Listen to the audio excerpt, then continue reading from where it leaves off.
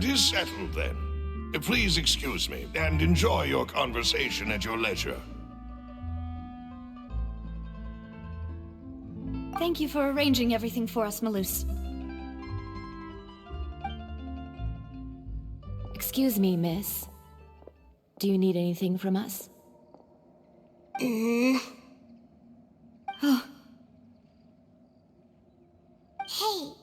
Navia's all quiet. This isn't like her at all.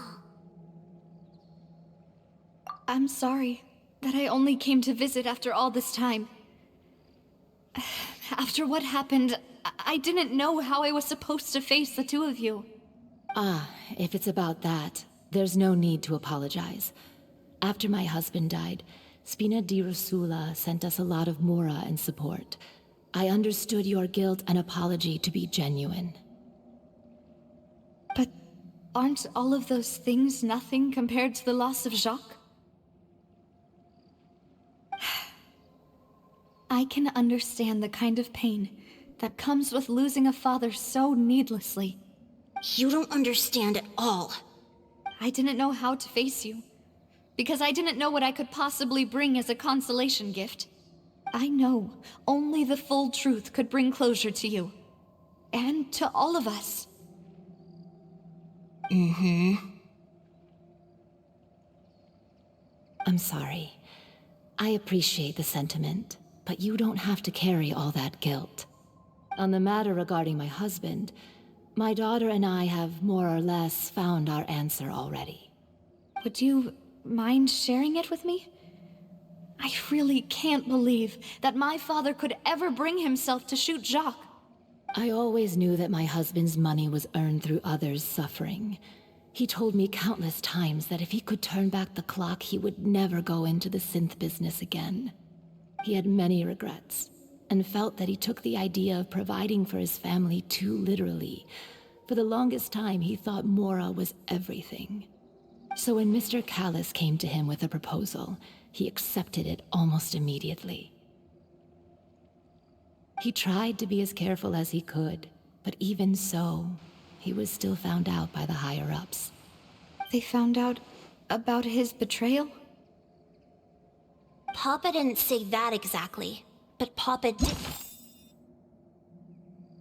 tell me that I should never be ungrateful. Before he left that day, he told me that he had no choice. It was only later that I realized it was his final farewell to the two of us. I don't know that for sure, but you could say that's the conclusion I eventually came to. Which is why I'm the one who should feel guilty. Callis had always taken great care of us, both when he was still alive and after he passed away.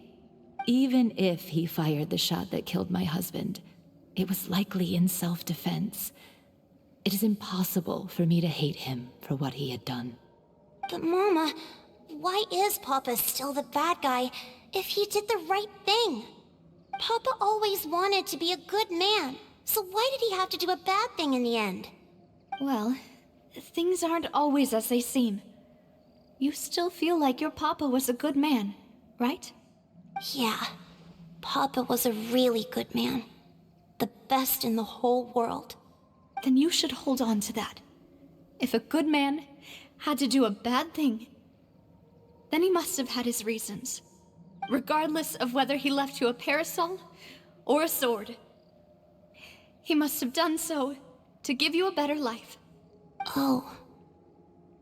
Thank you for everything you've told me.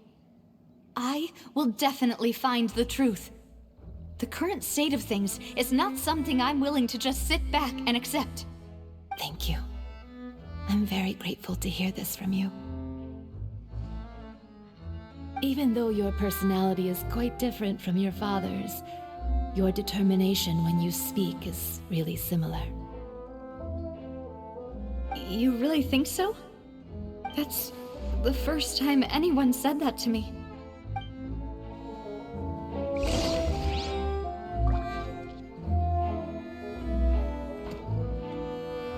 I'll leave my husband's case to you. Thank you, Miss Spina, and Miss Spina's friend.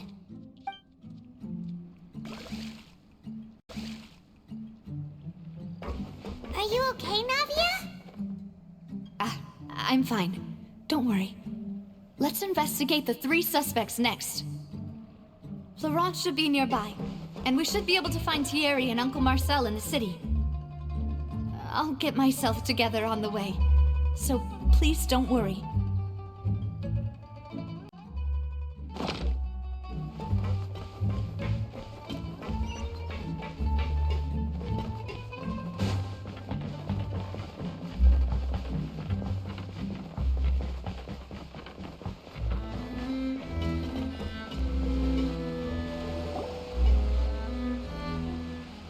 Greetings, boss.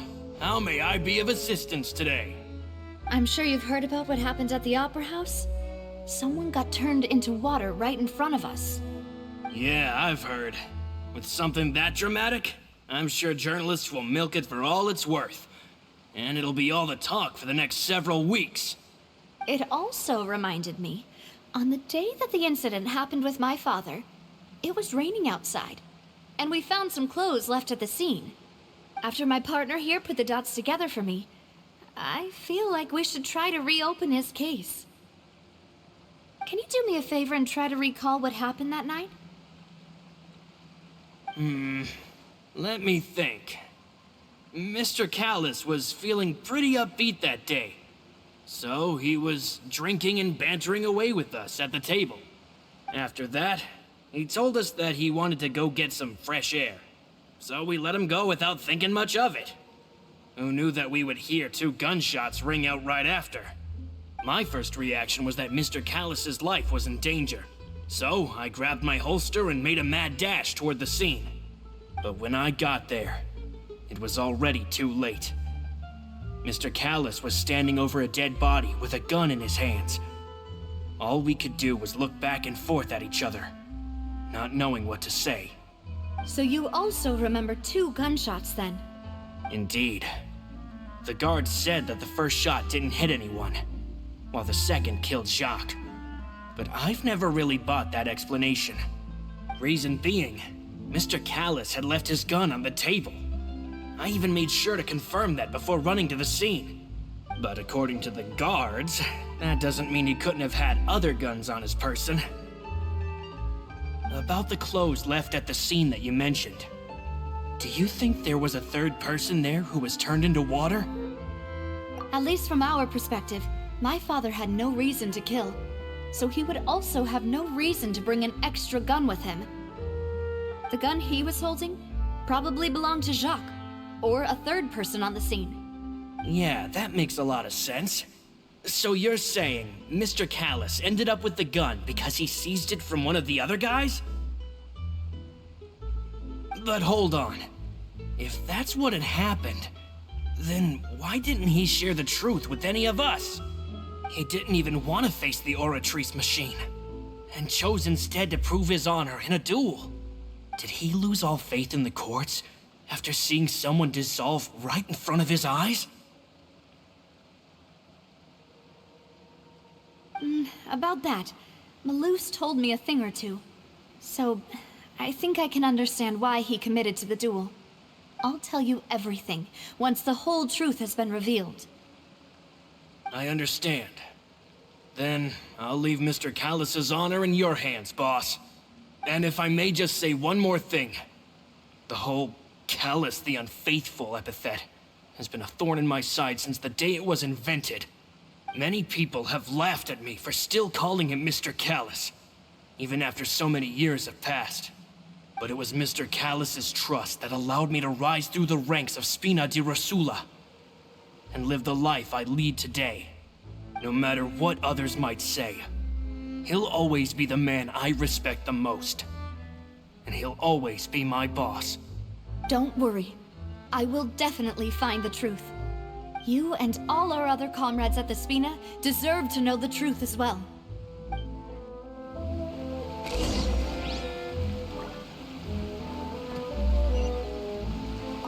My apologies, boss, for that last sentimental bit. It's just... many years have passed while I've held my tongue. It's not often that I get to share my true feelings with others.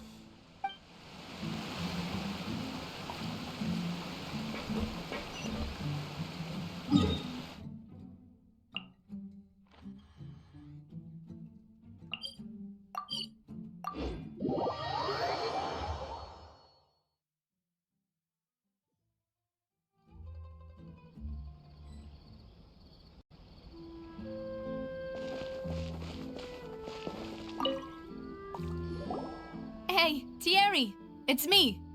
Oh, now, what brings you here, Miss Navia? I've heard that you made quite the name for yourself at the Opera House. Oh, so you've got news of that already. Oh, okay. Hey, I'm also a member of the Guards, you know. The way you make it sound, people would think I was sent off to Poisson because I had done something wrong. Are you sure there isn't a little bit of truth in that? Under normal circumstances, shouldn't you have been called back to the city already? I mean, where I work is really up to me. Let's just say I enjoy the ambiance of Poisson. Callis did a fantastic job running the town, building Spina di Rosula from the ground up and clearing many obstructions in my way. It would be next to impossible for me to find a similarly easy but high-paying job in the city. Anyway, enough chit-chat. Are these two friends of yours? You, here for some formal business? Yes. These two are my partners. What happened at the Opera House made us realize that Lenny's case and my father's may be related. We're trying to reinvestigate the details of my father's old case. Ah, I get it. You think there might be more to the case now that we know people can be dissolved into water, right? I was also flabbergasted when I first heard of it. If you want to go through the original files from your father's case, I can help you look for them. That'd be much appreciated. Thank you. Actually, I have another question. Do you have the authority to dispatch Gardamex? Of course. Without them, I couldn't possibly handle Poisson on my own.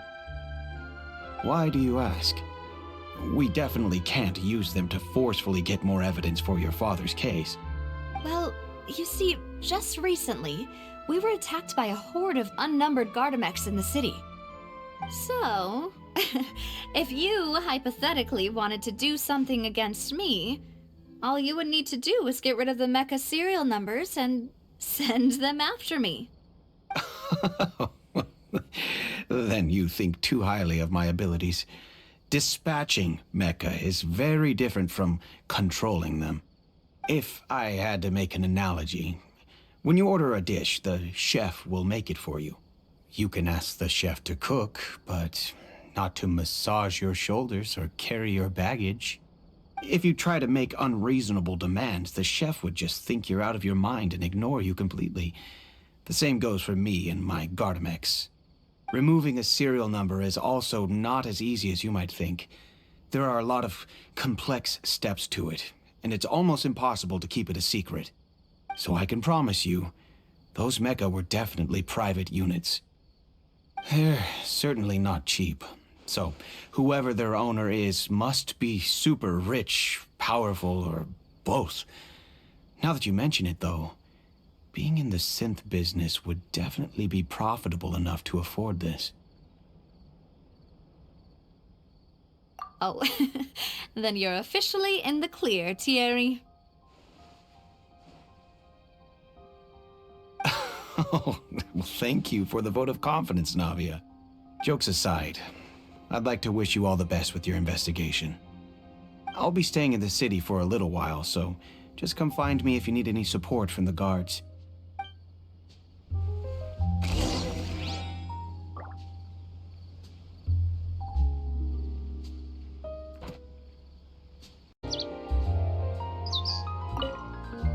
I'll see what I can do for you in Spina di Rosula when it comes to guard stuff, but don't go advertising it to everyone else.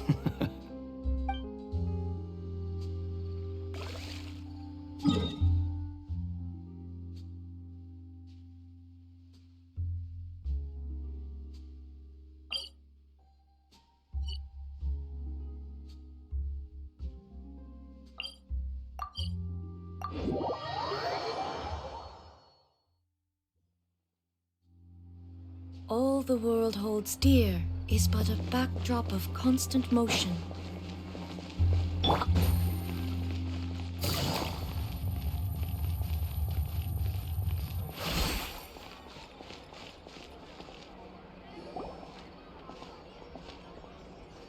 Hello. How may I help you? I'm here to see Marcel. Could you please let him know? You can just say Navia's looking for him. Sure, I will let him know right away.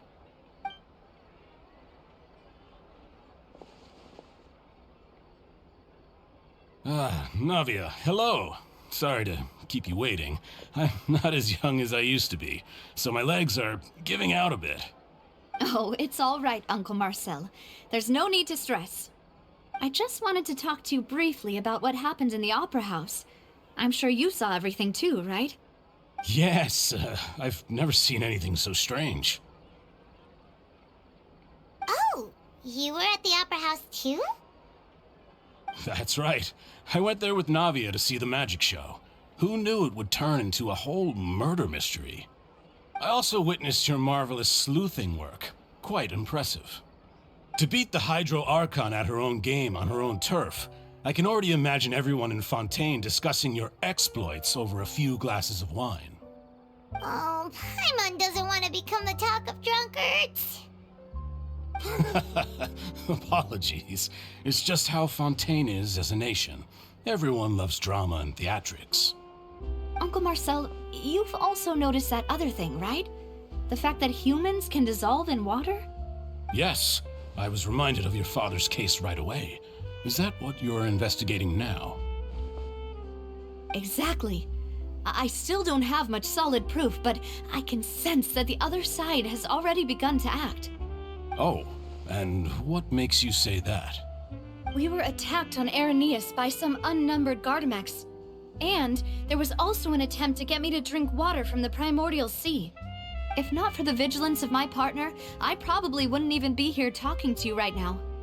Oh, you're giving us too much credit. Wasn't it you who protected us?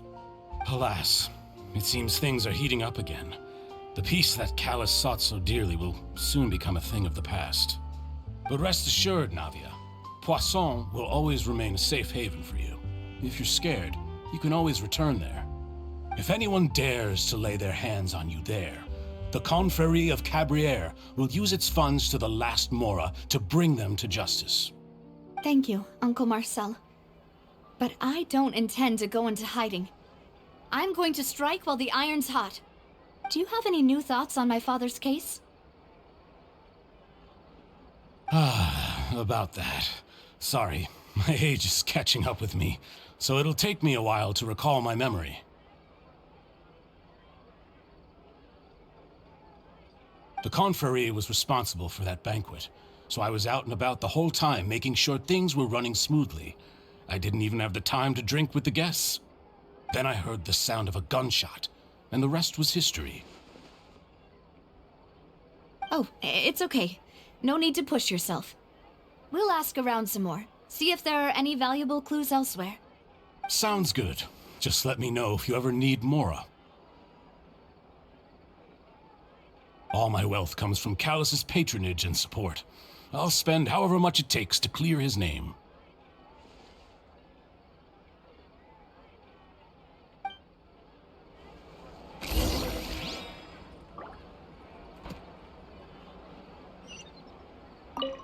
Alas, why do these kinds of things happen to the kindest people?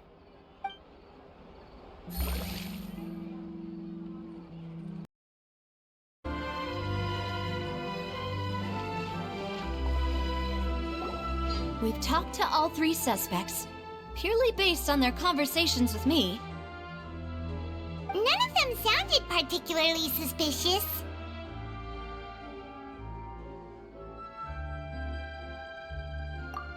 I suppose that's to be expected, though. If a single conversation's all that's needed to find them out, then my father wouldn't have needed to investigate the case for so many years. Anyway, even though we didn't make a breakthrough, let's still compile what we were able to find. But where should we start? Ah, you're right! Flora mentioned that Callus probably only ended up with the gun because of circumstance. That makes sense. According to Jacques' family members, he already told them that he had been discovered, and that he had no choice before he left home that day. If I had to guess, he probably received an order from the synth boss to kill my father. Had he refused, he and his family's lives would have been forfeit. So, Jacques fired the first shot?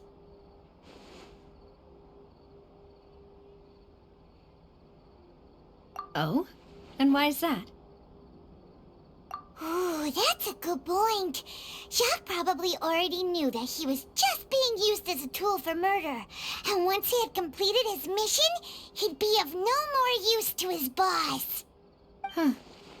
So, what would make more sense from his perspective would be to turn his back on the Order and seek protection from my father. Makes sense. But without evidence, that's still just a theory. Besides Jacques, the attack from the Gardamex has been bothering me quite a bit as well. It's obvious that our enemy has become more antsy after the secret of the primordial seawater was revealed. Do you think he knew, even then, that we'd follow this lead to the end? Given everything that's happened since, it's quite possible. But who among the 3 suspects would have the ability to control privately owned Gardamex?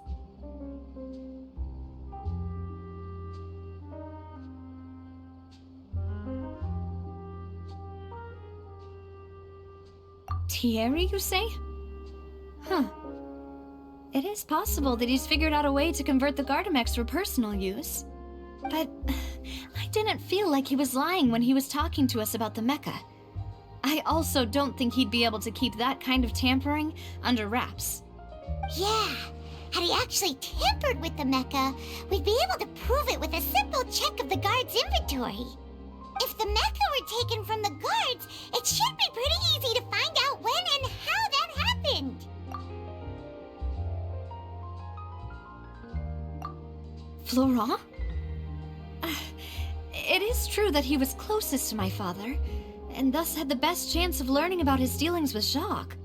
But as Spina di Rosula's advisor, his work mostly deals with personnel and security, so he shouldn't have much means when it comes to finances. So you're saying he's too broke to afford a mecha army? Exactly. He can't. And even if he could, I don't think he would be able to dispatch a whole group so quickly.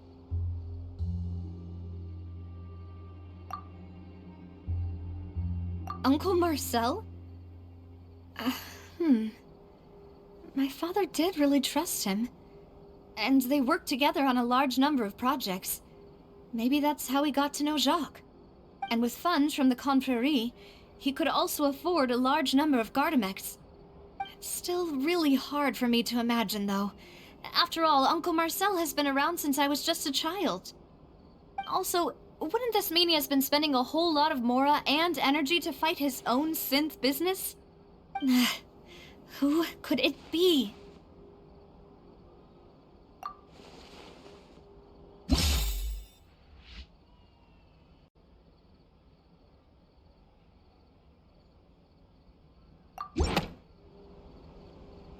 You know, if you think everything through, Uncle Marcel is indeed the most suspicious of them all. Could we be missing other suspects?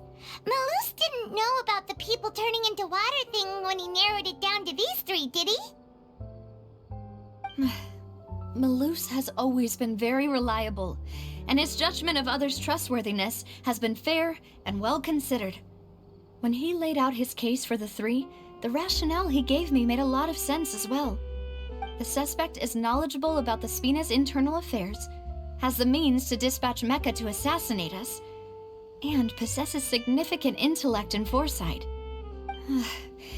Even if I don't want to believe it, I'm starting to see how things could all tie back to Uncle Marcel. Well, we still have another trump card on top of all the theorizing and speculating. Yes, Malus did say that charging straight in there would be extremely risky, but we don't have any other options right now. We need far more solid proof before we can hope to go charging in on our enemy. Navia, here you are. Oh, I've been looking for you. Huh? Aren't you the guy from the guards? Did something happen? Yeah. News came from Irenaeus just after you left. we've got another trial on our hands. Wasn't that place built specifically for holding trials? What's so newsworthy about this one? I know. But they said the person they're putting on trial is a Fatui harbinger called Tartaglia. What? Is that someone you know? Yeah, we know him. Maybe even a little too well. Well, he's been accused of being the true culprit behind the serial disappearances case. It's absurd, don't you think? Wait, how? None of our investigations have had anything to do with him. That's what I thought was strange about it, so I came to tell you the news right away.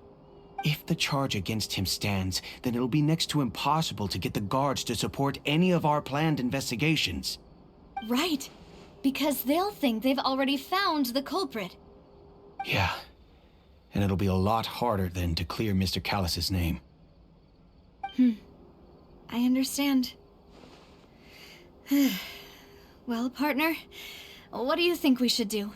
We still haven't found any conclusive evidence. Huh? Split up? What do you mean? Just as expected of my partner. Since this is a trial about the serial disappearances case, the culprit's attention will be focused on Irenaeus, leaving his home base wide open. You're right. This is our best opportunity. All right then, let's do this. I'll stall them at the Opera House and charge Marcel as the true culprit. I won't have any chance of making that charge stick, though, unless we find more evidence. It'll be up to you to make it back in time and hand the decisive evidence to me. We'll help you, just like you helped us in Linny's trial. Demoiselle, please allow us to accompany you. I'm ready. Ah, Malou, Silver, when did you two get here? We heard that you'll be leaving Poisson and figured that you might require our assistance. It's our hope that your confidence will be bolstered with the two of us by your side. Thank you so much. Then, let's make haste for Irenaeus. Paimon, Traveler, I'll see you at the Opera House. See you then!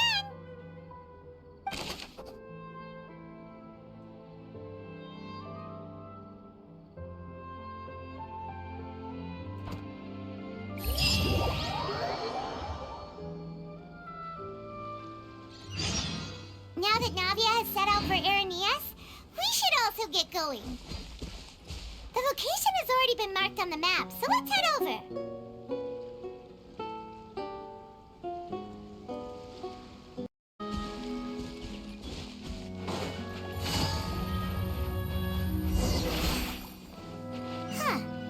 According to Malusa's info, the synth production base is underwater. Let's go and try to find the entrance.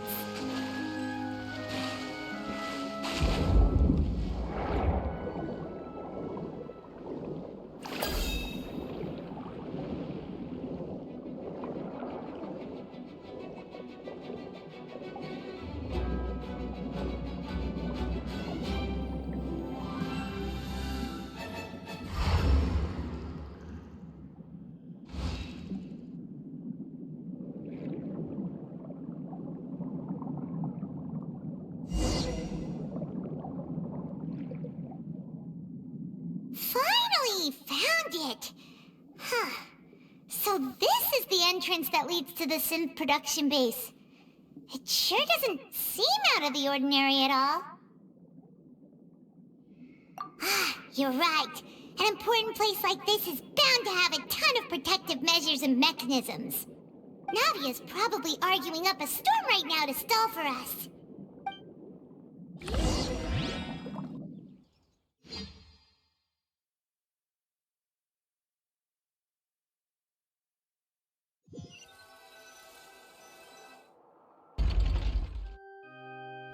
It would appear that I must repeat my question again, Mr. Tartaglia. Do you accept the charge that you are the true culprit behind the serial disappearances case?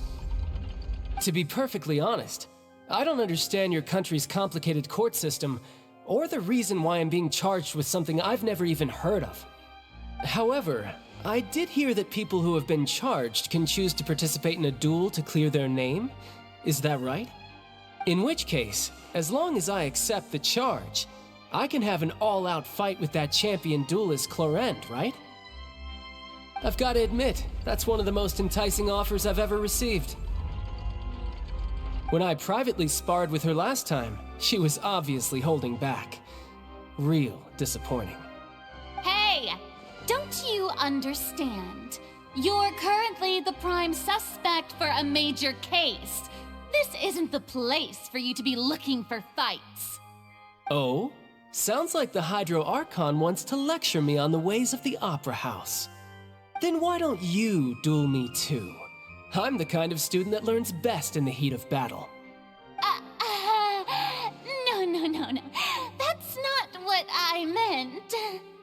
Alas, it would appear that communication with the defendant is going poorly, and we have made very little progress. In that case, let me explain everything from the very beginning again. The goal of this trial is to determine the culprit behind the serial disappearances case. That case had nothing to do with him. You've got the wrong man. Huh? What's going on? Why is she interjecting again? I told you it couldn't be one of the Fatui Harbingers. Miss Navia, this is the second time you've interrupted the court proceedings. I only tolerated your behavior last time because you were able to provide the court with a key eyewitness. But that was an exception rather than standard court protocol. I can very well charge you with contempt of court for your interjections. Oh, please. Did you ever think I had any respect for this place's pointless theatrics? We can put that discussion aside for now. I'm not here to argue with you. I'm here to charge the true culprit behind the serial disappearances case. And if my charges prove true, then Tartaglia here will be proven innocent by default, correct? Oh, a young lady has charged in and offered to clear my name. How fascinating. Well, I'd gotten half bored to death by all these rules and procedures anyway, so I'll take you up on that offer. So, Your Honor, is there nothing else for me to do now? You may take a seat for now in the audience, but that doesn't mean the suspicions against you have been lifted. Now then, Miss Navia, who is the person you would like to charge instead? That person is...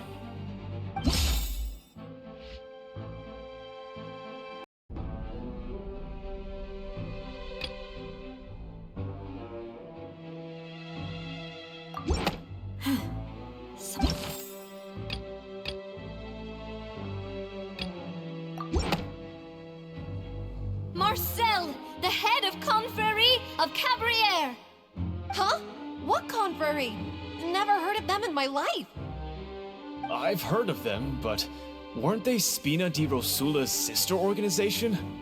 Oh, is this going to be a friends to enemies type situation? Please let me remind you, Miss Navia, that charging someone is an incredibly serious matter. Committing to the charge also means taking on the legal responsibilities associated with it. And if the charge fails, depending on the circumstances, you may also be charged with the crime of making a false accusation. Knowing this, do you still wish to charge this man? Yes, I do. In that case, I declare the charge to be valid. Miss Navia and attorneys, please take your places on the court. Members of the guards, please contact Mr. Marcel right away so that he may stand trial.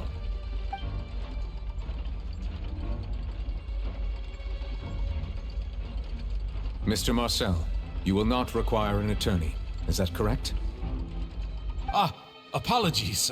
It all just happened so quickly. I still haven't figured out what's going on. I think an attorney won't be necessary. This is probably just a misunderstanding between me and Navia. Very well. In that case, since both sides have now arrived, Miss Navia, please present your charges.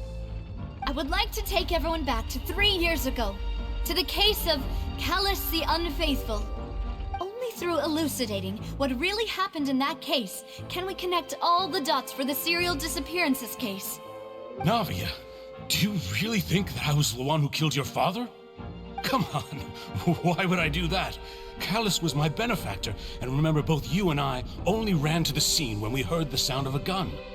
If that's enough to make me a suspect, wouldn't that make everyone at that banquet a suspect as well? I think there's no point in getting into the specifics right now. The audience doesn't even have the big picture yet. Even I'm struggling to remember some details of that case. Exactly correct, Your Honor. I must refresh everyone's memory about that case before I can explain my charge and reasoning. I see. In which case, I will recount the findings about that case as originally recorded by Maison Gardiennage.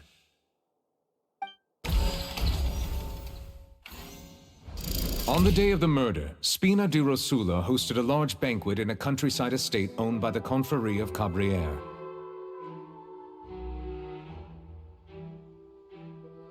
During the banquet, all attending guests heard 2 gunshots from the courtyard. When the guests arrived at the scene, they found the primary suspect, Callus, holding a gun, while his acquaintance, Jacques, lay dead from a gunshot wound.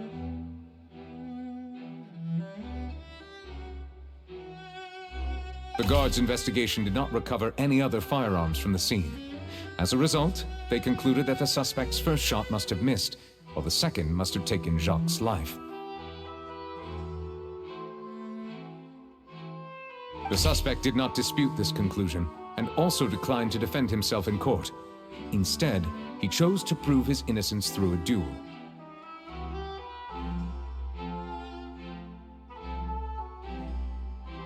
Callus was defeated by champion duelist Clarande in the ensuing duel, and soon succumbed to the injuries.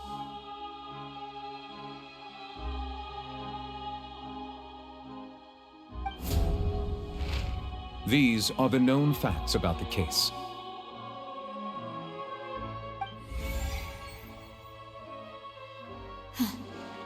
The one with the motive to kill was Jacques, not my father. And even so, Jacques still had no reason to pull the trigger. In truth, the third person shot Jacques first, and was shot in turn by my father when my father seized the gun from him. After that, the true culprit turned the third person into water, erasing all traces of him from the scene. Thank you for the summary, Your Honor. Of course, the guard's conclusion appeared quite sensible to us at the time. However, we should revisit the case now that we've gained new information about the abilities of water from the primordial sea.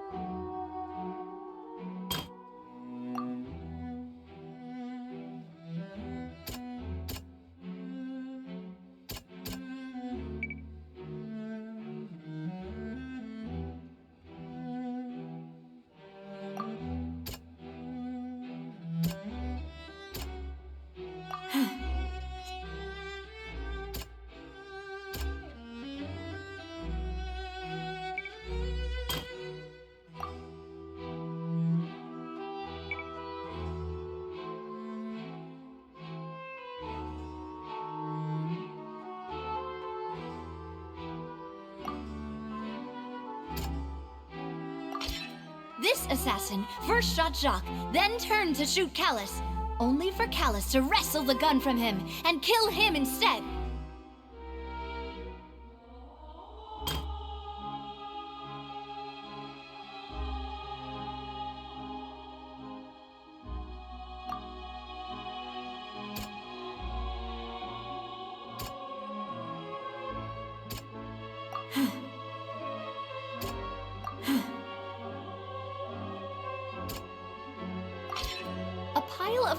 Was found at the scene.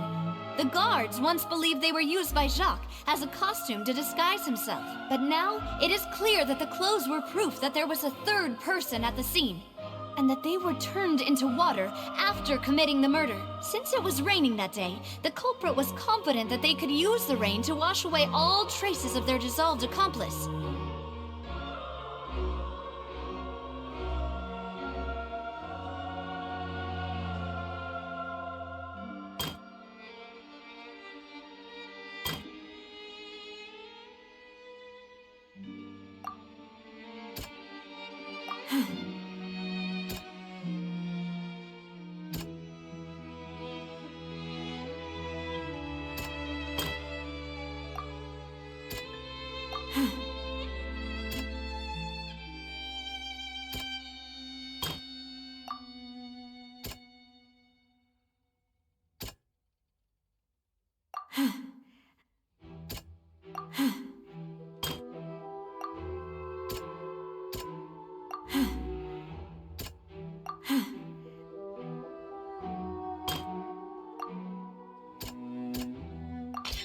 The testimony of the victim's family confirms that Jacques had thoughts of assassinating Callus when he set out for the banquet. However, in the end, he reconsidered, and instead shared everything with Callus, hoping to seek the latter's protection. Unfortunately for Jacques, the true culprit had already considered this possibility, and had sent out another assassin. Realizing this, the true culprit caused the hired assassin to dissolve into water, leading everyone to believe Callus was responsible for Jacques' murder. This is the true version of events.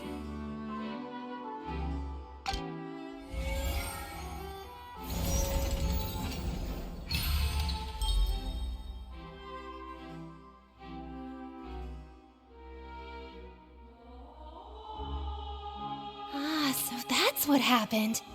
Wait, you're telling me something as dangerous as water from the primordial sea has been used for all these years? What a great theory. It also explains Callus's and Jacques' respective motives.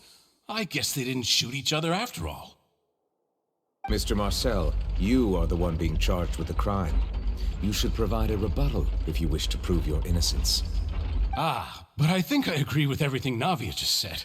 In fact, there was nothing in her speech that directly implicated me. Then, may I ask some questions? In my opinion, we primarily need to determine two things. One, do you have the evidence to back up your claims? I'm afraid not. At least not at this very moment. Boo! If you don't have any evidence, you should just go home! I may not have the evidence with me, but I know where I could go to collect it. If we look up the deserted clothes against a record of people who went missing around the same time, we should be able to find a match. Considering the serial disappearances case, the guards probably kept careful records of all missing persons from around that time, regardless of age or gender. That makes sense to me. Monsieur Neuvillette, I would consider this to be a reasonable investigative direction. Why do I feel like Farina's acting a little differently today? Maybe she's scared of embarrassing herself again? Alternatively, she's become more diligent after charging an innocent citizen in the last trial. My second question has to do with the ensuing duel. If the truth is indeed as you described, then why didn't Mr. Callus explain himself in court? If he had testified that a person had been dissolved, he could have at least mounted a defense. I've thought about this too, and the answer is actually pretty simple. He felt there were things that were more important to him. The dissolving power of water from the primordial sea is an important secret for the true culprit of the serial disappearances case. My father could have exposed it for all to see, but he chose to take it to the grave. At that time, Spina di Rosula was in dire straits, and his reputation had already been shattered. He had no guarantee that going forward with the truth would allow the culprit to be brought to justice. What was certain, however, was that it would paint a gigantic target on my back. Boss once told me that Demoiselle had already been selected as the next target of the serial disappearances case. What? If the secret had gotten out, the culprit would have fought an all-out war with Espina right there and then. I wouldn't have been the only one in danger. All of us would have stood to lose our lives. Of course, the guards might eventually figure out the truth of the matter and determine that we were in the right. But what good would that do? How can a hollow verdict protect anyone? Had this opera house ever given my father any kind of confidence in its brand of justice, Spina di Rosula would have had no reason to exist. But by staying silent, we retain the ability to deter our opponents and continue the stalemate. I was able to become Spina di Rosula's president, which made me harder to target, as well as giving me more time to grow and learn.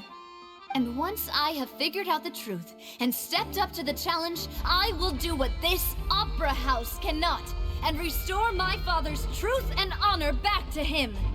So, you mean to say, your father intended to die in the duelist's ring? That's right. Do you have any proof? Of course. All you need is to ask his opponent, Clarand. I don't need your apology, your guilt, or your support from the shadows. You don't have to do anything for my sake. But since he entrusted his will to you, Clarand, you should tell us the truth about his sacrifice. So, during the duel, did you believe that Callus was intending to die?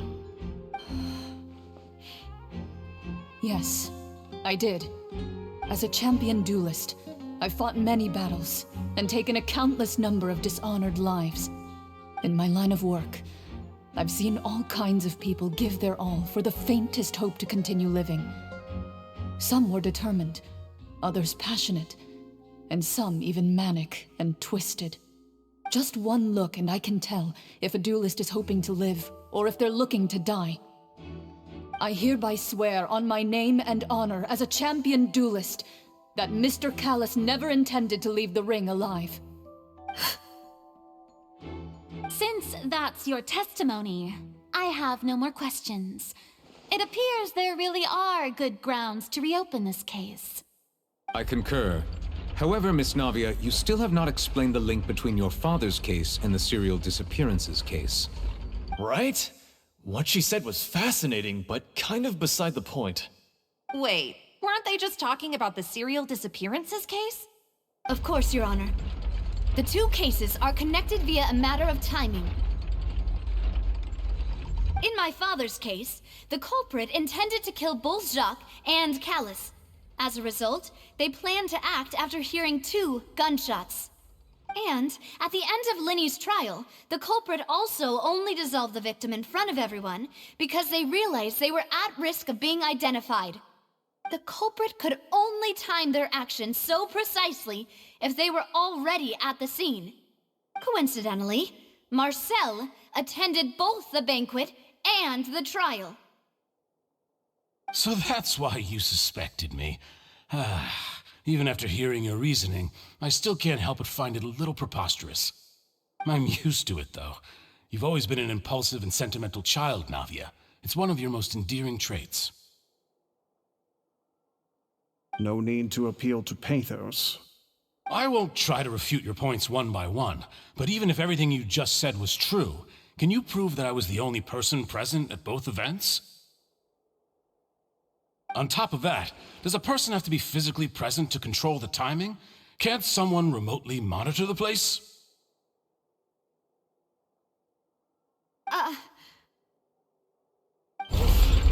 Know what she can say to that. I know that even with that, you might still think you can reduce the list of suspects with some further investigations until I'm the only one left on the list. Alas, who won't feel at least a little hurt by an accusation of murder from a girl you see as your own daughter?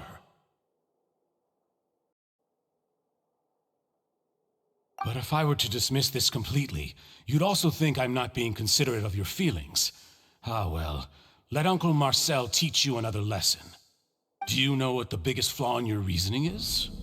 I suppose you're gonna tell me anyways. It's timing again. I'm a businessman by trade. From that standpoint, there's no reason for me to kidnap young women. It's a high-risk action with nothing to gain. In addition, I left my home in Snezhnaya when I was young to come to Poisson and work in some trade. My business only thrived when I received Callus's patronage. But the disappearances began before I ever stepped foot in Fontaine. I do apologize, demoiselle. This was my mistake. No, it's not your fault. I'm sure he had come prepared. Is there anything else you'd like to say?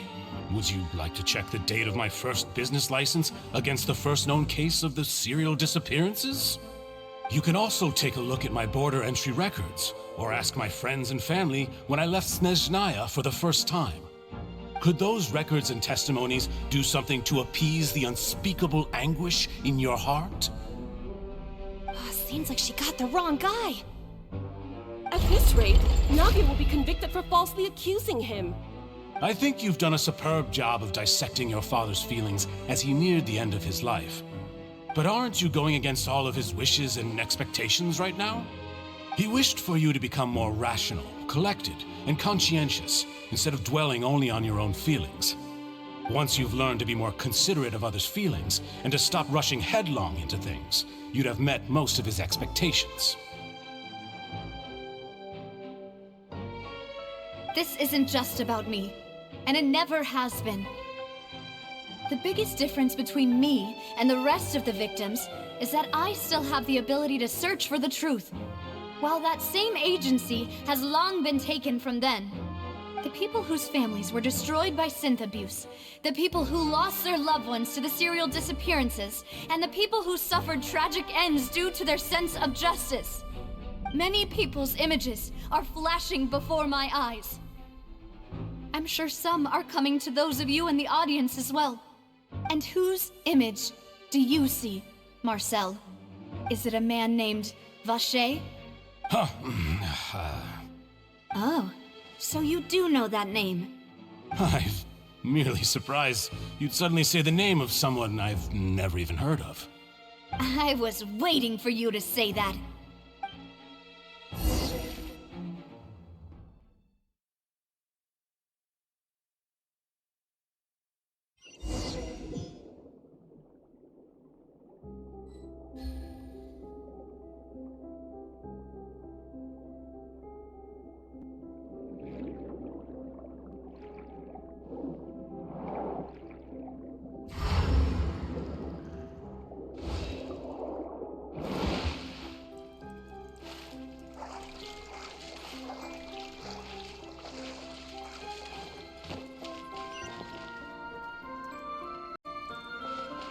Take it easy.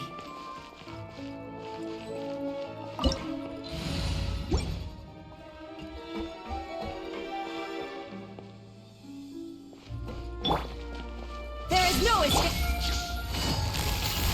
Busted. Hey! Think you can bully me? Crush.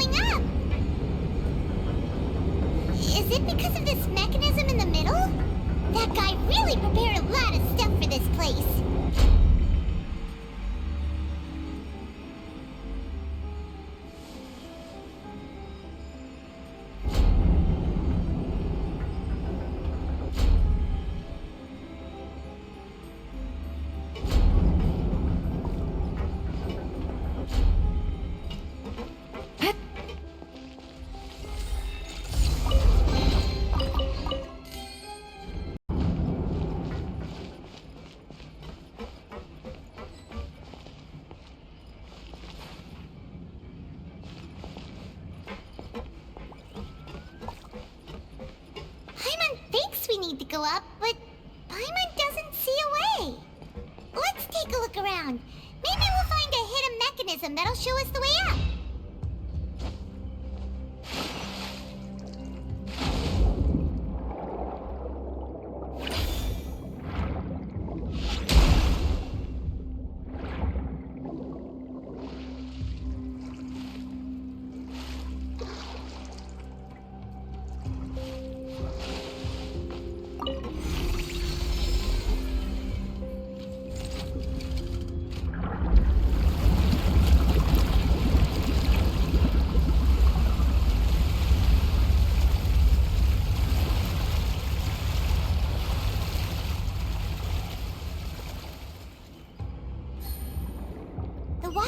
it's rising.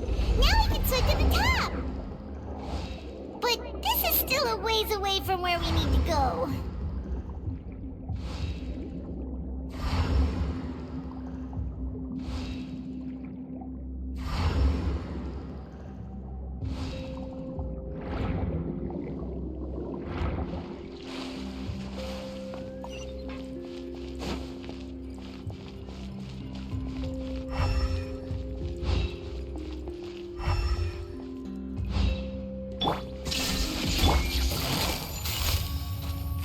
Quietly now.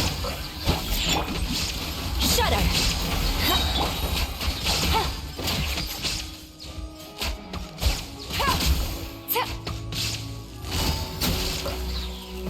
Here comes the catch. Shine down! Beg for mercy.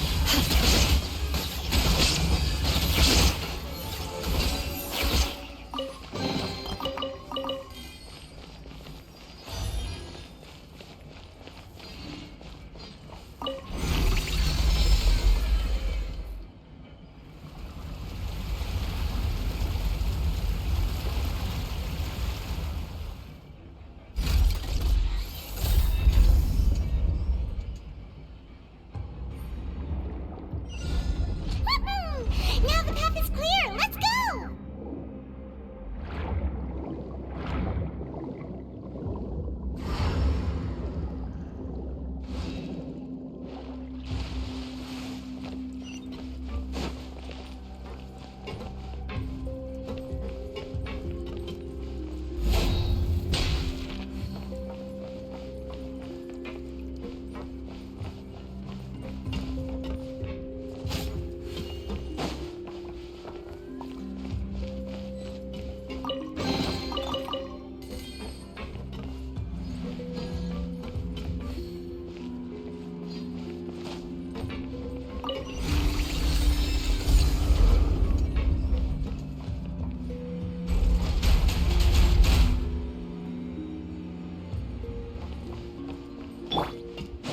Illusion shattered!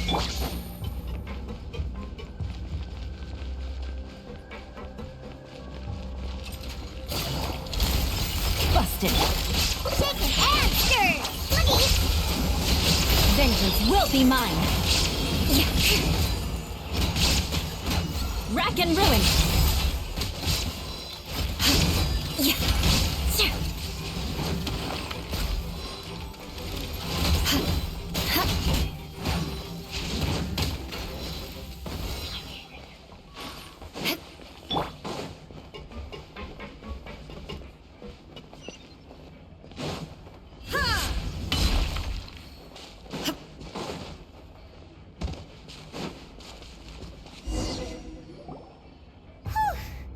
After all that, we finally made it to the innermost sanctum. Though, as expected, the mastermind isn't here.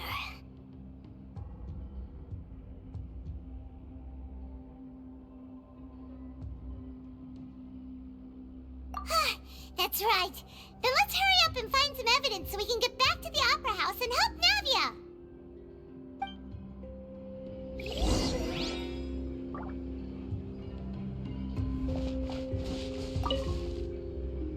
What's all this? Aw, it's a bunch of really cute things. Pink accessories, a hair tie, a necklace, even a makeup box. Oh, Paimon sees it too, but why are all these cute things labeled with different girls' names? Huh? You mean the girls from the serial disappearances? They were brought here? And then they were turned into water. And all the boxes of things, these names. That means... Oh, this is terrible.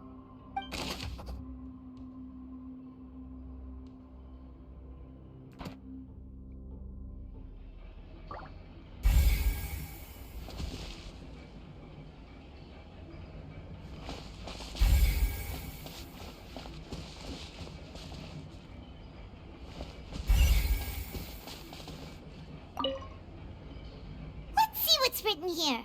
Nothing escapes Detective Paimon's eyes. Callus.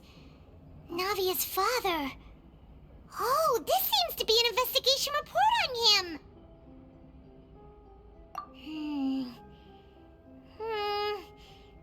Yep, it's about finding someone to assassinate Jacques and Callus because of a lack of confidence that Jacques himself would go through with it. This should prove the existence of the third person, right? We still have not determined the exact content of the key information Callus has passed on to certain members of his organization. The old dog's a real menace to deal with. Even if he abides by the promise he's made to us, he will still have the upper hand. He can act whenever he wants to make our lives miserable. The only option left is to remove him from the picture entirely. I concur. Let's send someone to kill him. He won't declare war as long as we don't touch Navia. Oh, seems like we've got a bunch of correspondence between the higher-ups. They're all just so evil.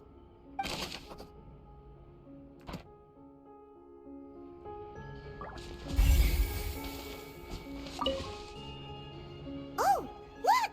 There's an important-looking basin over here, and it's full of water. That means this is where they make all the synth, and that special water is the main ingredient. If you dilute it with normal water, you'll get synth, but the pure stuff can dissolve a human. Paimon will take notes on this incriminating evidence.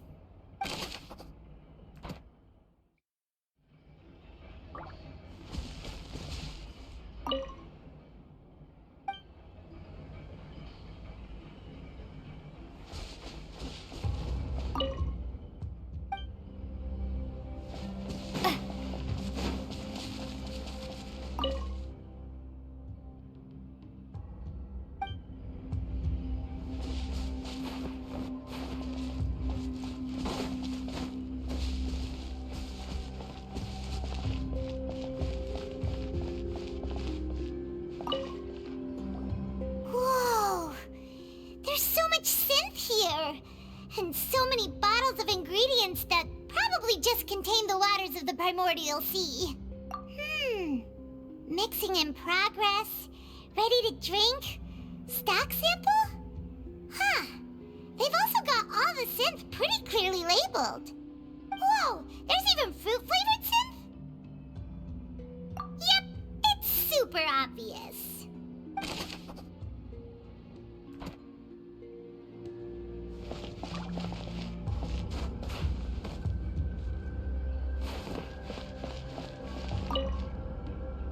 What's this over here? Looks like some kind of place for research. Experiment number 16 aims to verify Jacob Ingold's research conclusions on the primordial sea and use his theory as a foundation to achieve a breakthrough. The experiment was a failure. No individual managed to resurface from the water from the primordial sea. Female specimens 22, 23, and 24 were dissolved.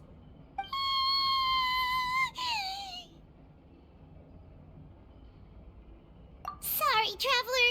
Paimon will try her best. It's just that Paimon's never read something so scary before. How can someone write something that terrible in such a matter-of-fact tone?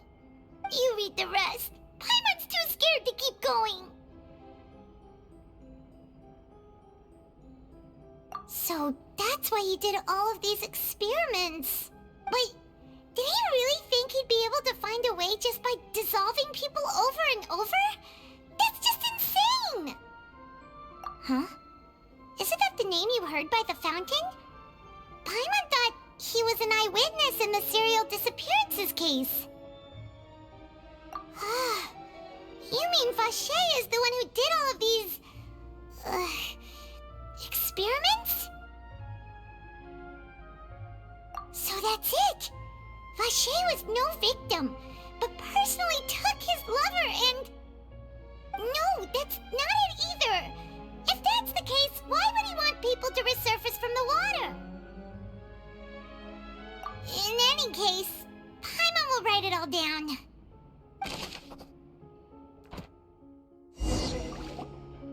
We've looked at almost everything here, and it seems like our theories were spot on.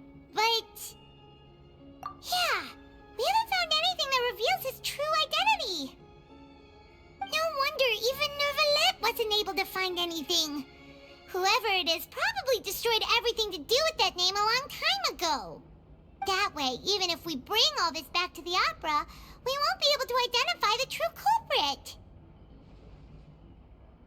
Sure thing. Paimon won't admit defeat to this guy either.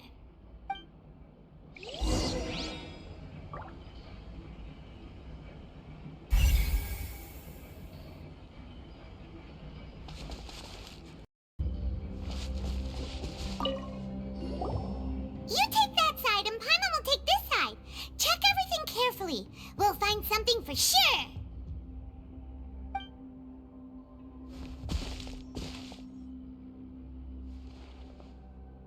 Ugh, nothing at all. And Paimon can't even find snacks either. Whoa, really? Let Paimon see. Vinier. Isn't that Vache's lover's name? Then you found her diary. Let's see. Aw, it's just a normal diary chronicling their love story. She was so sweet, too. Oh, Paimon feels even worse for her now.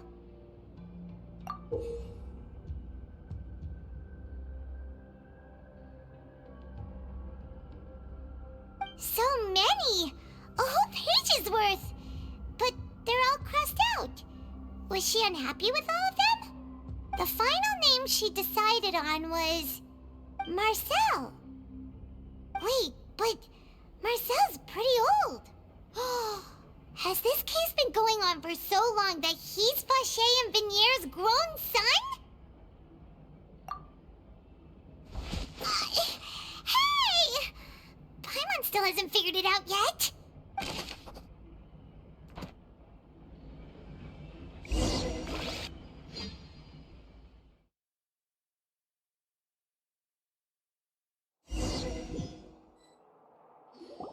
And whose image do you see, Marcel?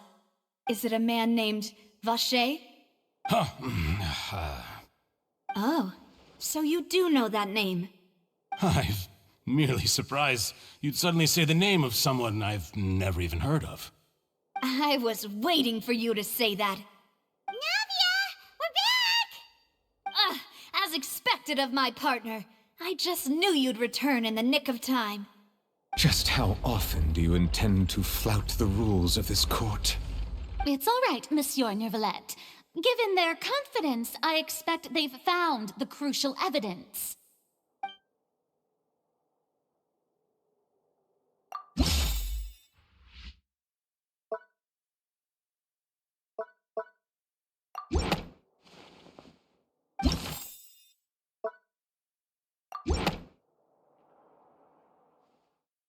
But the truth of it, Marcel, is that you've always been Vache.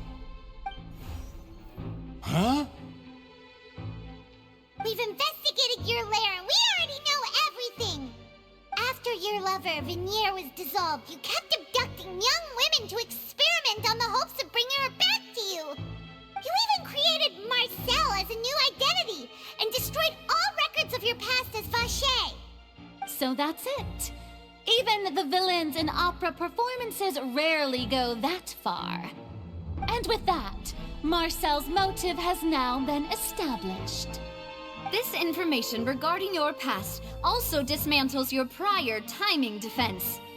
Well, Marcel, do you know where you went wrong?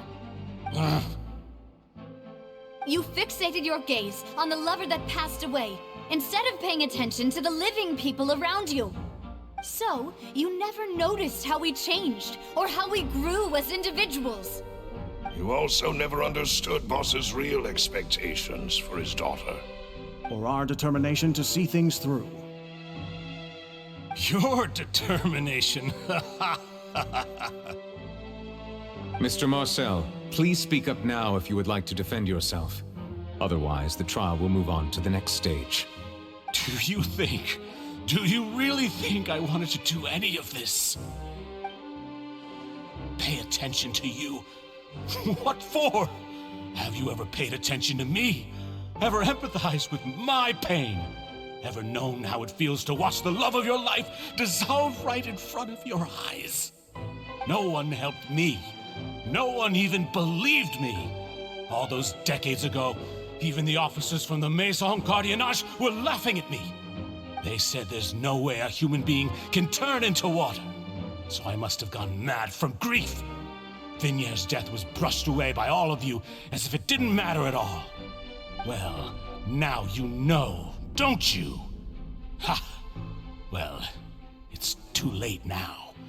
All those who were dissolved are gone forever. You only have yourselves to blame. You set up this ornate opera house in pursuit of your so-called justice, your beloved drama, while turning a blind eye to the suffering of the people. Vignier is dead. We promised each other that we would always be together. Wherever she goes, I will follow. But I'm not from this blasted place, so I can't be dissolved, no matter what I do. Hey, is that water from the primordial sea that he's drinking? I can't dissolve! Can't dissolve! Can't dissolve! Do you all see? I can't go, I can't follow. So if I can't go where she is, what choice do I have but to try to bring her back? I did all of that, and in the end, that accursed Callus still got the better of me. I spent my entire life living on pins and needles, only to get stabbed by his idiot daughter at the very end. The suspect is exhibiting signs of mental distress. Guards, please restrain him. Don't touch me! Don't anybody come near me! I still need to save Vignier. I promise. We made a promise. Vignier. Vignier! Please, Vignier, don't think badly of me. All I want to do is fulfill our promise. At this point, the verdict of this trial is clear. With Mr. Marcel's conviction, the charges against Mr. Tartaglia no longer have any basis. Fine by me. I was in a bad mood, but after a show like that, I'm actually feeling pretty good. Traveler, please submit all the evidence you have collected to the guards, so that I might review and summarize the truth behind the serial disappearances case. The man now known as Marcel was originally named Vacher and worked as an adventurer with his partner and lover Vignier. During an underwater expedition, Vignier accidentally came into contact with water from the primordial sea and was dissolved in front of Vacher as a result. Vacher learned of the primordial water's existence through the work of others and began to kidnap young women for research, with the goal of discovering a method to restore Vignier back to life. To cover his tracks, he invented the new alias of Marcel and began to operate a business in Poisson. During the course of his research, Vacher discovered that a diluted concoction of water from the primordial sea can induce feelings of euphoria, and began to manufacture and market synth. However, as he accumulated wealth to fund his continued research and expanded the scope, he came into conflict with Spina di Rosula. After exchanging blows with Spina di Rosula for many years, Vacher decided to assassinate their president Callus at a banquet. Although the assassination did not go as Vacher expected, he was able to turn Callus into the murder suspect by dissolving the assassin he sent to the scene. And just recently, Vacher attempted to frame Linny as the culprit of the serial disappearances case, using a similar method. However, his attempt to frame Linny failed, and the power of water from the primordial sea became public knowledge. This case also exposed enough of Vacher's machinations that he was eventually successfully charged in court. Thus concludes the enigmatic history of the serial disappearances case, with the truth revealed to all.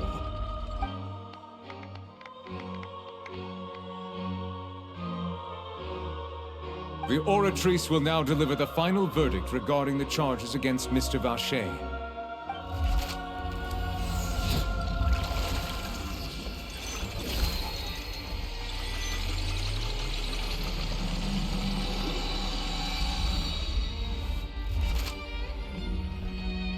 According to the judgment of the Oratrice Mécanique d'Analyse Cardinal, Mr. Vacher is guilty. Guards! Take Vacher away. Good. It's what he deserves. With that, the serial disappearances case is over now. We really just witnessed history. Who would have thought the true culprit would be such a polite and well-spoken guy? Yippee! We helped Navia bring the bad guy to justice! He's hurt so many innocent people and now he's finally getting what he deserves! Huh? Are you okay? Demoiselle, you were absolutely brilliant. The day our late boss had always hoped for has finally come. You can rest easy now, knowing justice has been served. Yeah. It's finally over. It's all thanks to you guys. And my partner. See, Papa? Spina di Rosula's still doing well with me at the helm. Well now, hasn't this been a most delicious piece of drama? The villain has been caught, justice has been served, past wrongs have been righted, and it's a big ol' happy ending. Since it's been such a great show, I'll just let the false accusations against me slide. Either way, I've still got some business to attend to. So, if you'll excuse me... Please wait just one moment, Mr. Tartaglia. Ugh, what now? None of this has anything to do with me.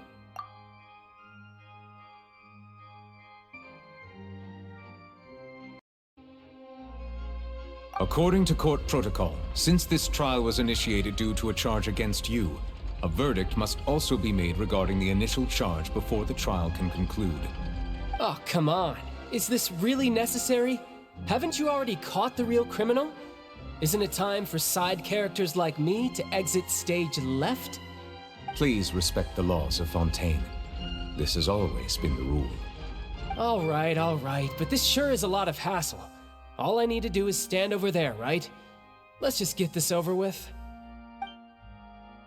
Through evidence presented in the public trial that was just held, it has been established that Mr. Tartaglia has no direct connection to the serial disappearances case. The guilty party has been identified, and thus it is logical to suppose Mr. Tartaglia is innocent of the charges. We now turn to the Oratrice Mécanique d'Analyse Cardinal to render the final verdict on the charges.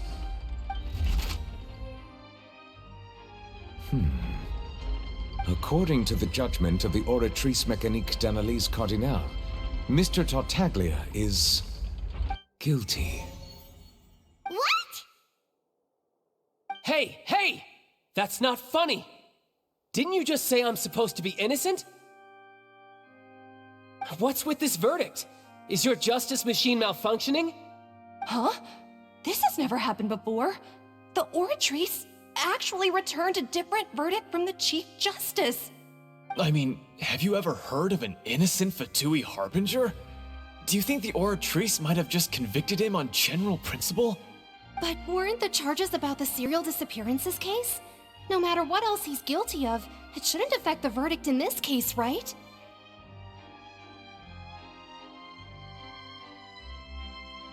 The judgment of the Oratrice Mécanique d'Analyse Cardinal is, by law, the final verdict of the court. We must accept the guilty verdict.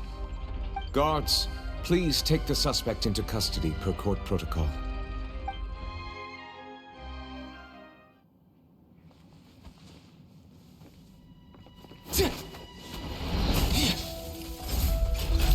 So this is how justice is done in Fontaine. What a joke. You You've got your rules. Well, I've got mine too!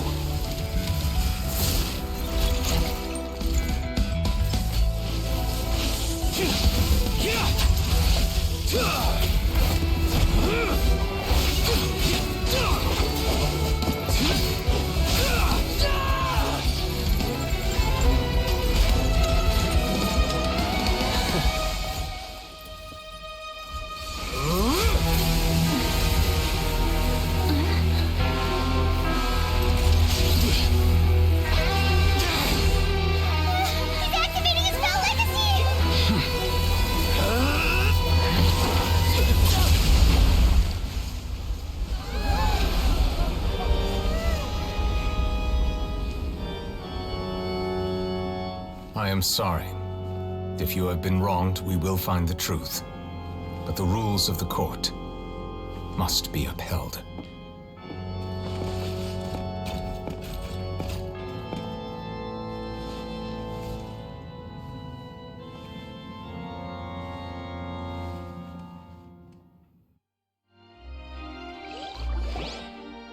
Hey, Monsieur Nouvelette, what's going on? Shouldn't they have been cleared already? Apologies. This is also the first time I've encountered such a situation. However, according to the rules established at the conception of Fontaine's court system, the Oratrice's judgment is the final verdict of the court. All I do is follow court procedure. As for why the Oratrice arrived at the conclusion it did, you should probably ask someone more knowledgeable than me.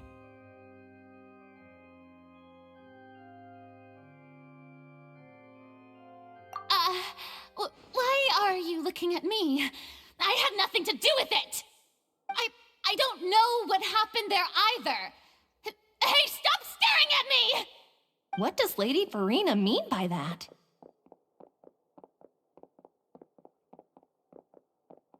She says she has no idea either, but that's impossible. Didn't she create the Oratrice herself?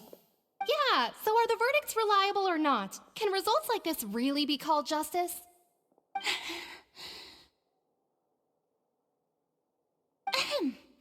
My dearest citizens, did you really think we'd allow an incorrect verdict to be handed out in this court? Did you really believe that the judgment could be mistaken or be the result of some sort of random mishap? Don't tell me you thought even I had been blindsided by the Oratrice's result. But the way she looked just now, it was pretty obvious she had no idea what was going on. However, given the state of things, I shall give you an explanation. Everything that just took place, including my supposed shock and bafflement, was a part of an elaborate performance, with every action meant to stir up drama and excitement. And, of course, for every performance, there is a script. Everything has unfolded exactly as I expected from the very beginning. As the embodiment of the very concept of justice, the Oratrice shall never render an arbitrary judgment! If you thought Child had nothing to do with the serial disappearances case, it is only because you've been blinded by the superficial appearance of innocence. Everything he's done, not to mention the danger he poses, are beyond ordinary comprehension and completely unforgivable! All shall be revealed in time. You will come to understand my noble intentions, as well as the absolute correctness of the Oratrice's verdict.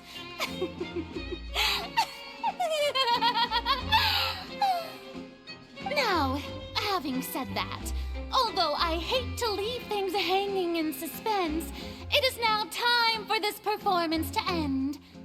As the lead actress, I shall be the first to take my leave. Toodaloo! So she chose to make her escape after all, did she? So you're saying we shouldn't put much stock into what she just said? She probably just put on that performance to save face. As for the truth, it's unlikely that she actually has any idea. However, please be assured that I will continue to investigate this case in a personal capacity. Just as I promised, if the judgment has been incorrect, we will do our utmost to clear his name. All right. Even though we feel pretty badly for him, we'll take your word for it for now. After all, he's done plenty of bad stuff, so he should have known he'd go to prison someday, right?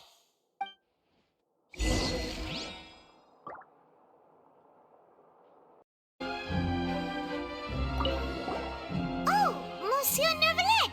That power you showed when you took him down. Who are you really? I'm the Chief Justice of Fontaine, of course.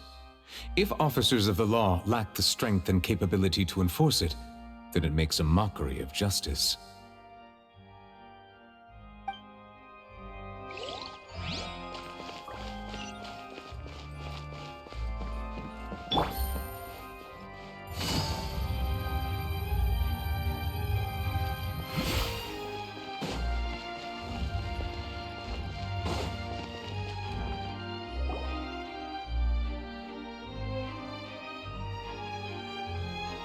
Hey, what are you doing? Quick, stop him!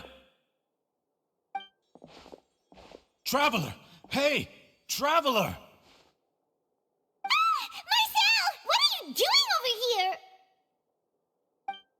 Stop resisting arrest! Cease, or we'll add another charge to the list. No, wait! I just want to ask the Traveler something. I'm not looking to run away. Please, just let me ask this one small thing. Go on. Thank you. I was being led away when I finally realized something. Where did you first hear the name Vacher? I erased all records of that name.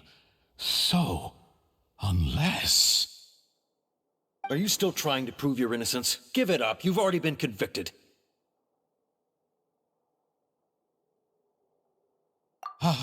Really? You did? You're sure? You met her? But how could that be? How did you manage to do it? The Fountain of Lucine? Then she's been so close to me all along. And I just never... Please give me a chance to talk to her again. Just let the Traveler take me to the fountain to see her one last time. This is the last request I'll ever make in my life. You can do whatever you want to me afterwards. I don't care. What? Give an inch and you want to take a mile? Do you think serial killers get to make requests like that? Paimon agrees. Why should we give him what he wants when he's only done a ton of super terrible things?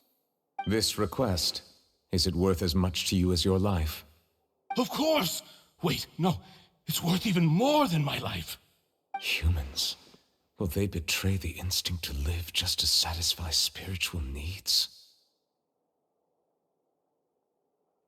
Very well. I will grant your request. Your Honor, I fear that... I will go with him.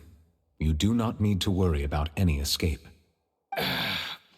In that case, I shall leave him in your most capable hands, Chief Justice. Thank you, Your Honor.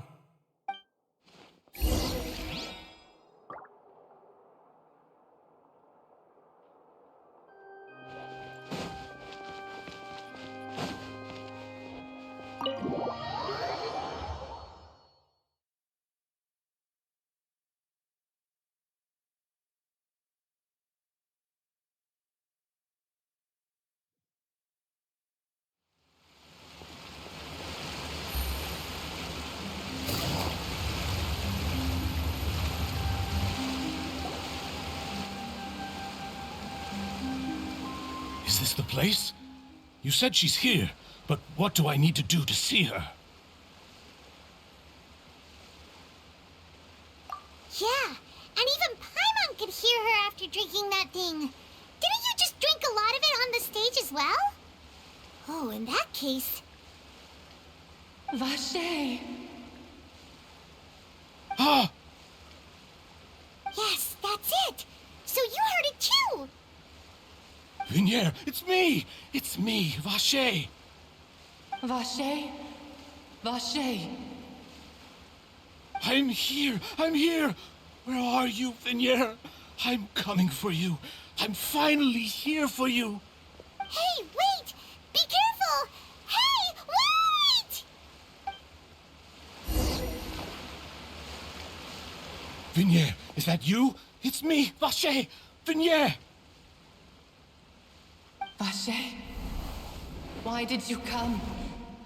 Didn't I say? You don't need to look for me. You look a lot older than I remember. How long has it been? It's been more than 20 years. I've suffered for over 20 years since the day you left. All this time, only the thought of bringing you back has kept me alive. Nothing else mattered to me. I must be dreaming. Who would have thought I'd get the chance to tell you all of my feelings like this? Vignier, you are my everything. I really don't know how I could live without you. But Vacher, if you ask me, this world would be better off without you. What are you saying? If not for you, I would have finished my law degree and probably become a top-tier attorney one day. If not for you, I would have continued to pursue my love of the arts, and my works would have been displayed in the Palais Mermonia itself.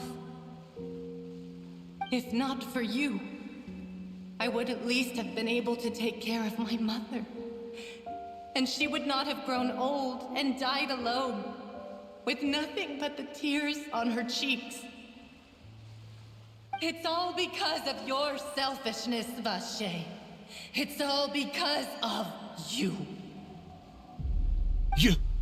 Wait, you are not Vignier. Who are you? You're right. I am not Vignier. I am the sacrifices. Every woman who died by your hand, as our bodies dissolved, our consciousnesses flowed back to the primordial sea. Our thoughts circulated endlessly within the primordial sea, and we were no longer individuals, but we became one, just as streams of water come together in the sea. I'm Cressy. I'm Lemony. I'm Azine. The only one I am not is Vignier. Why? But then, where is Vignier? She doesn't want to see you anymore. Every tendril of her consciousness is avoiding you. This is what you get for your selfishness. Your selfishness robbed us of our lives and our futures. You said time and time again that you'd do any and everything for her. But did you ever consider whether she'd want to see you do the things that you did? If she would despise you for what you became?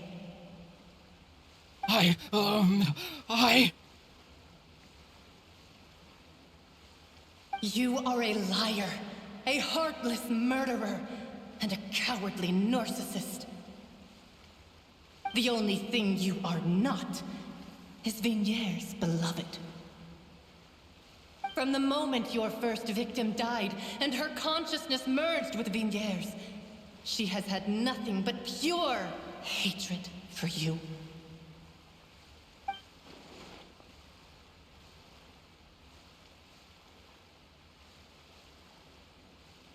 No!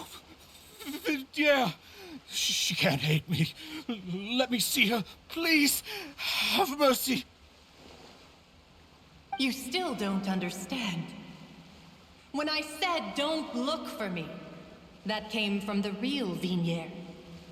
She really doesn't want to see you anymore.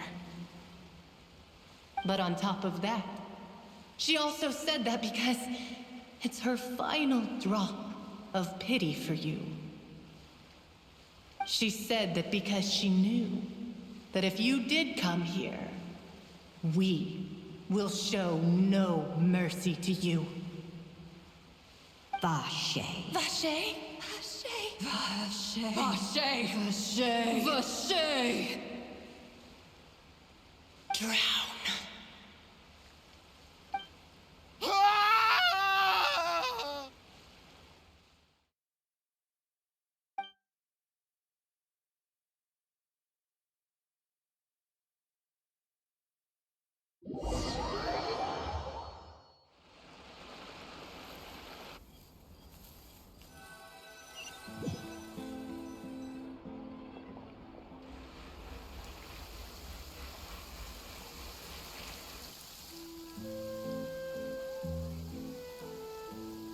Finally, we have some time to do shopping.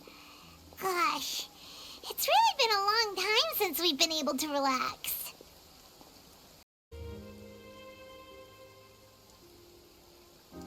Huh. Well met, partner. I knew something great was going to happen when I woke up in such a good mood today.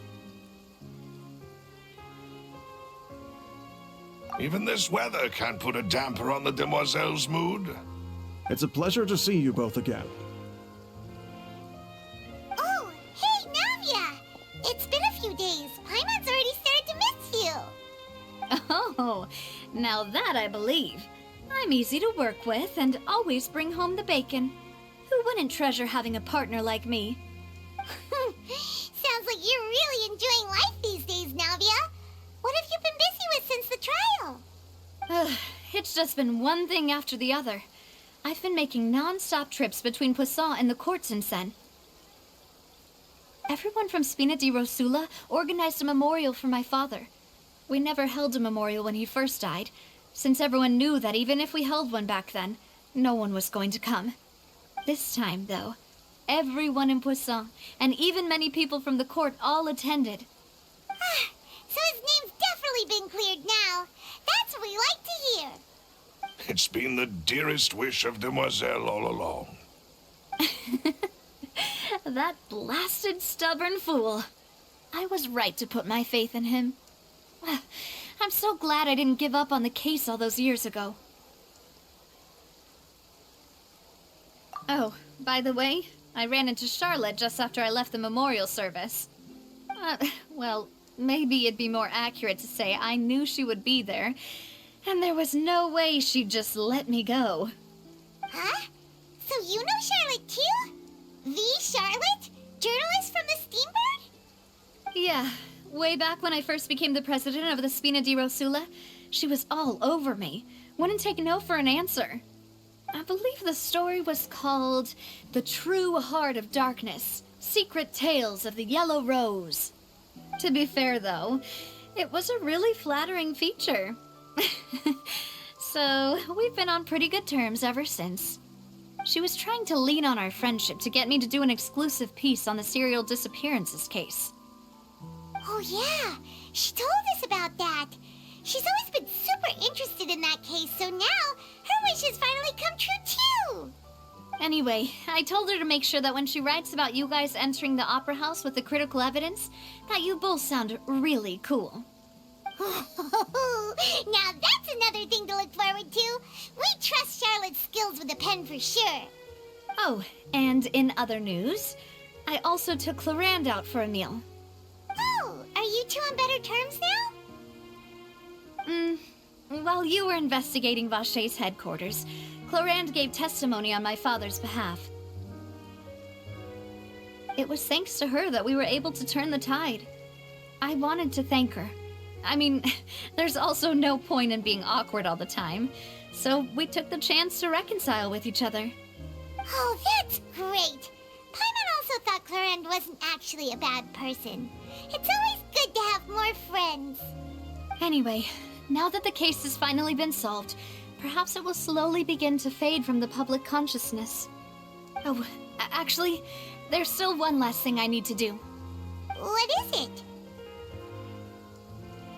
I should pay a visit to my father's grave and tell him the truth of what happened, as well as how it all ended. And on top of that, just how much people still look up to him to this day. That includes me, too. Miss Navia. Indeed.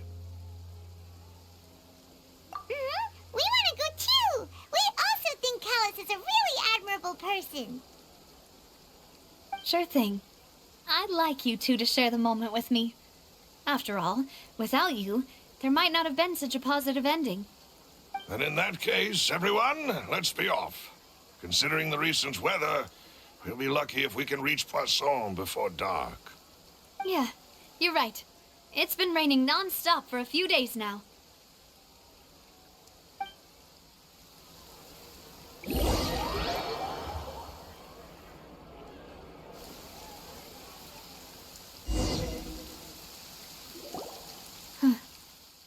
This is where my father's grave is. To be perfectly honest, even I haven't been back here for a long time.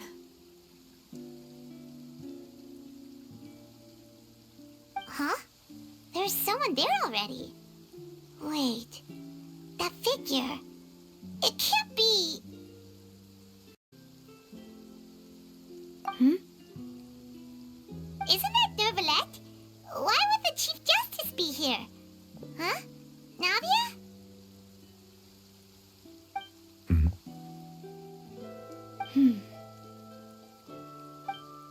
My apologies. I should have asked before coming to pay my respects. Don't say that. Sorry about that. Oh, I was trying to say there's no need for you to apologize. I wanted to show my father how much I've grown, but still, I doubt I've grown to the point that even the Chief Justice would feel compelled to apologize to me over and over.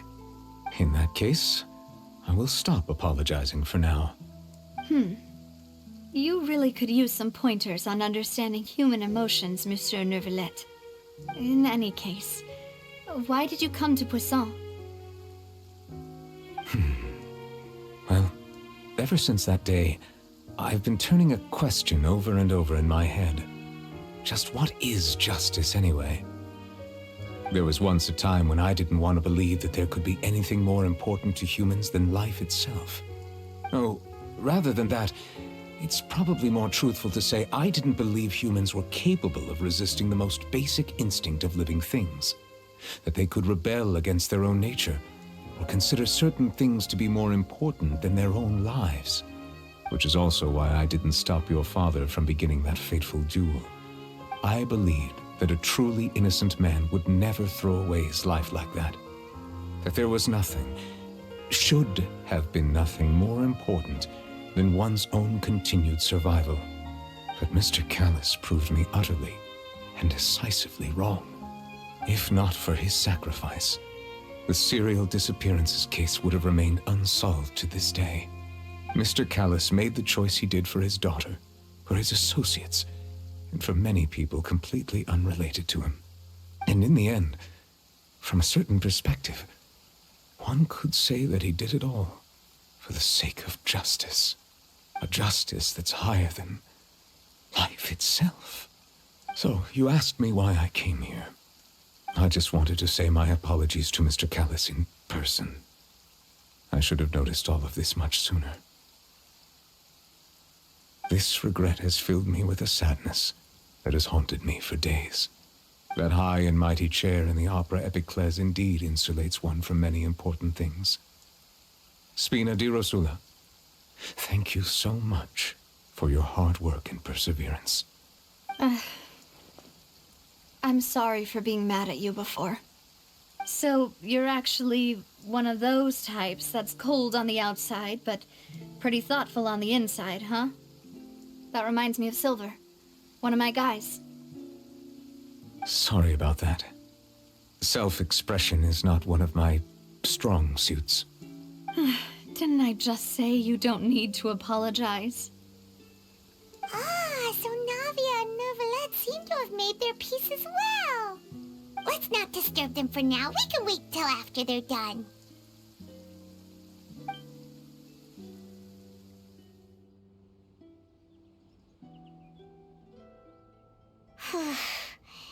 Paimon's never paid respects at someone's grave before.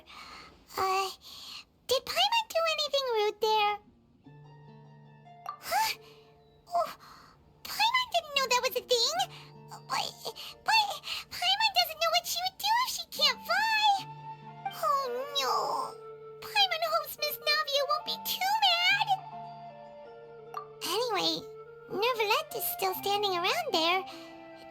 often that we can catch him alone like this, so why don't we go talk to him for a bit?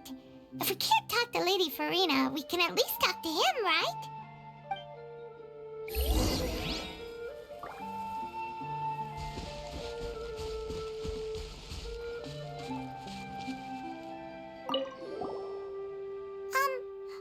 Paimon's really sorry, Navia, but Paimon did something pretty disrespectful just now. What are you saying, Paimon? I don't think I get it. Well, aren't you not supposed to fly around someone's grave? Huh? Who told you that? Hey, Traveler! Why did you mess with Paimon again?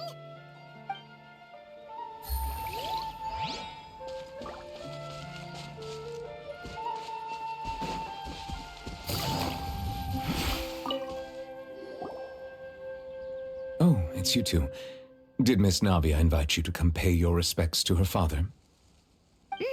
We ran into Navia on the streets today, so we just followed her here. I see. Then is there something that I can help you with? Well, it's pretty hard to run into you like this since you're usually super busy. So we figured we could try to ask you a few questions, if that's okay. Please feel free. Though outsiders, you helped us solve one of the greatest mysteries in Fontaine, and it would be my pleasure to return the favor.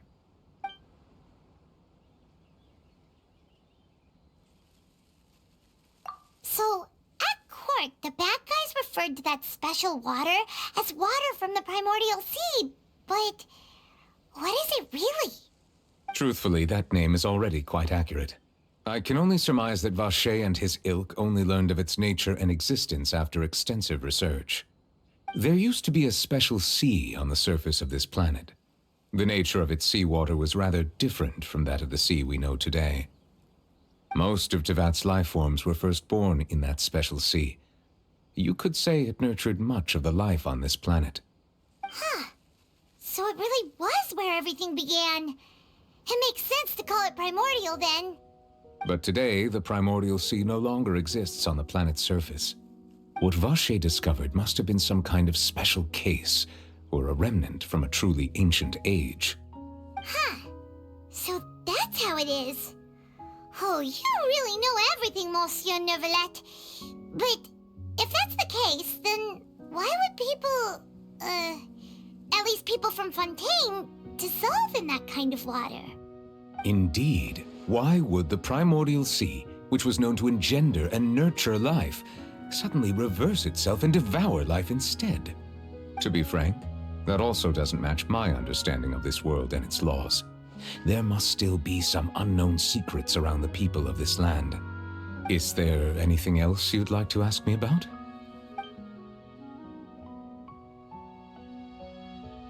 That the sea levels will rise and everyone will be dissolved in water, leaving Farina crying alone on her throne, but the sins of the people will be finally washed away for good. Does that appropriately summarize the version you've heard? That's right! It was Linny that told us back then. And that about covers all the main points. Yes, up to the present, I think we reached a point where we have no choice but to confront this prophecy directly. Rumors have it that this prophecy is rooted in the last words the former Hydro Archon left to the world before she passed away. A prophecy? Of the former Hydro Archon? Wow. This is the first time that we've ever heard of it. 2 parts of the prophecy have already proven correct. The rising sea levels and the ability of the people of Fontaine to be dissolved. We should be more vigilant and stay on the watch for further signs. Speaking of the prophecy, Farina has also always taken it quite seriously.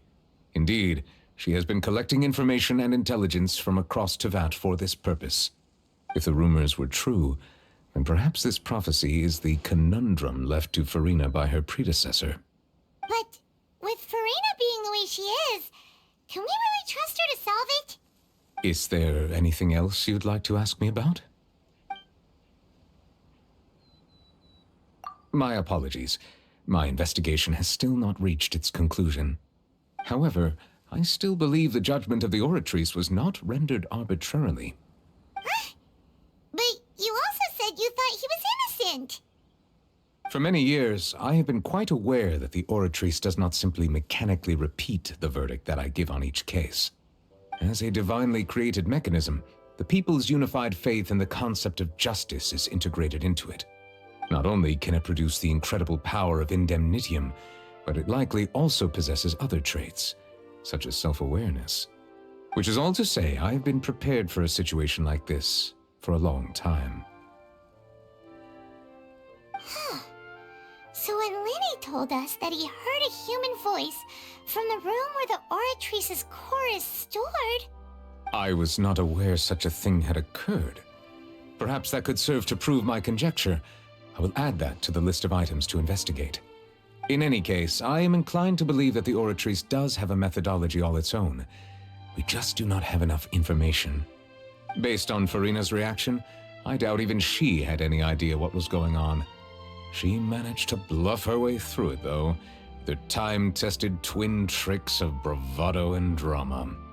While we do intend to get to the bottom of this, for now, we regret to say that the Fatui Harbinger will just have to bide his time in the fortress of Meripede. If we did incorrectly convict him of crimes he did not commit, we will most certainly compensate him to the fullest extent allowed by the law. If you ask Paimon, the only compensation he'll want is a no-holds-barred fight with you. Is there anything else you'd like to ask me about? Your sibling, another blonde-haired traveler. I'm sorry, but I've never seen anyone who matches that description. If he ever stepped foot in Fontaine, I'm sure he followed our laws to the letter and had no reason to appear on the stage of the opera Epiclese. Is there anything else you'd like to ask me about? Very well. It was my honor to provide you with what answers I could. I very much enjoyed conversing with you. It will soon be time for me to leave this blissful tranquility behind and return to Palais Memornia. You really are super busy, Monsieur Neuvillette. Paimon thought you only came here to pay your respects today because you had the day off. Crime and villainy do not have the day off, and so justice must work around the clock as well. This is merely the nature of a justice's work. All right. You've got a point. Huh? Paimon just noticed that the rain has stopped.